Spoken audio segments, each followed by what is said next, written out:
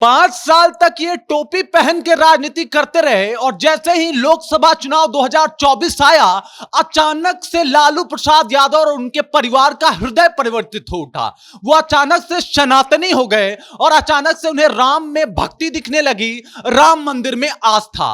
और ये बातें कही है नितिन नवीन ने, जो कि भाजपा के नेता हैं और अभी नीतीश सरकार में मंत्री भी हैं।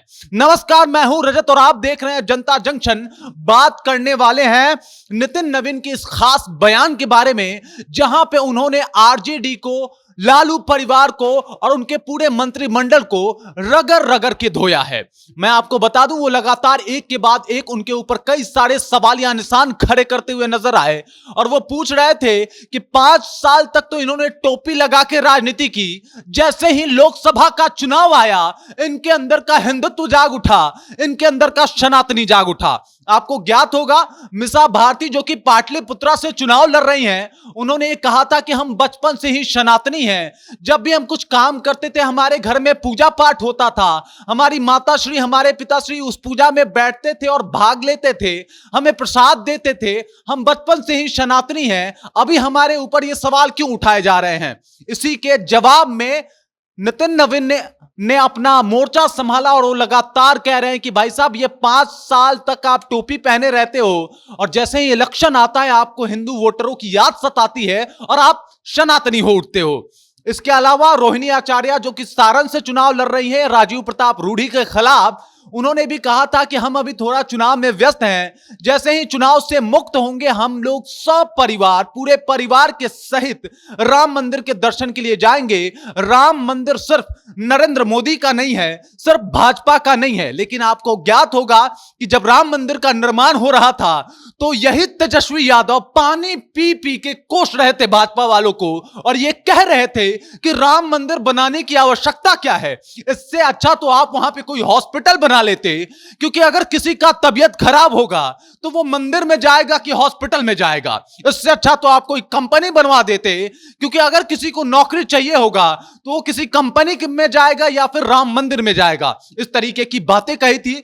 लेकिन जब जब चुनाव होता है, जब जब कोई ऐसी जनसभाएं होती है, तो वही तेजस्वी यादव अपने रैली से पूर्व रुद्राभिषेक पे बैठ जाते हैं, वही लालू यादव जेल से छूटते हनुमान मंदिर पहुंच जाते हैं और वही उन्हीं के पार्टी के एक नेता चंद्रशेखर जो कि आरजेडी से शिक्षा मंत्री रह चुके हैं, वो अचानक से रामायण पे सवाल उठा देते हैं। कहते हैं रामायण तो भाई साहब नफरत फैलाता है, ये नफरत फैलाने वाला ग्रंथ है और तमाम हिंदुओं के भावनाओं को कुचल देते हैं। उसके बाद माफी भी नहीं मांगते और ये लालू परिवार, यही लालू परिवार एक शब्द भी नहीं बोलता। ये आके नहीं कहता है कि भाई उनके जो मंत्री हैं, जो बयानबाजों के वीर हैं चंद्रशेखर जी, उन्होंने गलत बोला है, उन्होंने अच्छा नहीं बोला।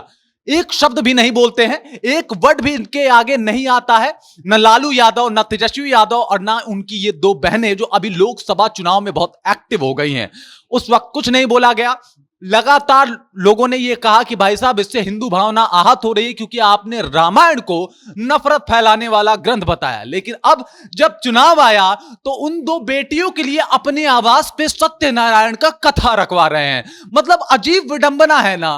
पहले राम का विरोध करो, पहले राम के ऊपर सवाल उठाओ, पहले राम मंदिर को गलत ठहराओ और उसके बाद अपने घर पे सत्यनारायण भगवान का पूजा रखवा दो। उसके बाद आप अचानक से सनातनी बन जाओ। तो ये सब कुछ समझा जा सकता है, ये सब कुछ जाना जा सकता है कि लोकसभा चुनाव 2024 काफी करीब है, मतदान होने शुरू हो गए हैं और ये इंपॉर्टेंट है कि अब कैसे भी करके हिंदू वोटरों को बुलाया जाए, हिंदू वोटरों को अपने पक्ष में किया जाए।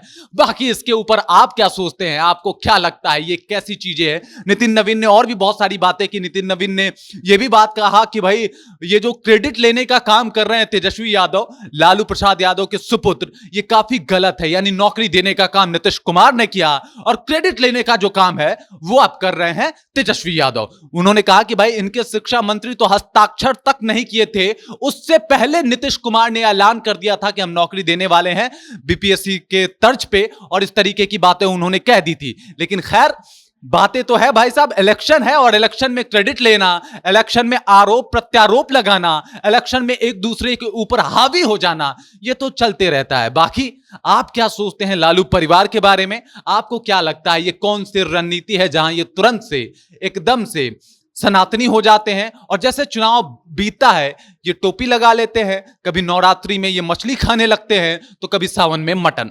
इसके ऊपर आप अपना जवाब कमेंट सेक्शन में कमेंट करके जरूर बताइएगा। मेरा नाम रजत है और आप देख रहे हैं जनता जंक्शन।